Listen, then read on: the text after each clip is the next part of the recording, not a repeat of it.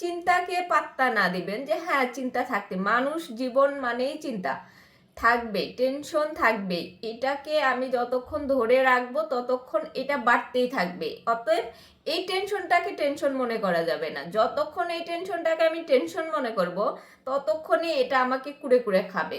তো মানুষ মানেই টেনশন থাকবে, যে কোনো জিনিসই হোক। আমি সম্পূর্ণ টেনশন মুক্ত থাকতে পারবো না, কখনোই পারবো না।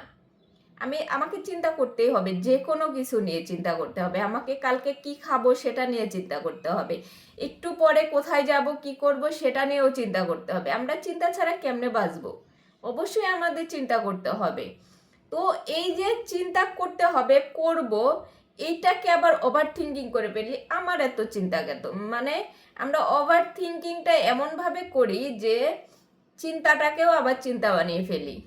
এই জন্যই আমাদের মেন্টালিটিটা এরকম, সবসময় ডিস্ট্র্যাক্ট থাকে।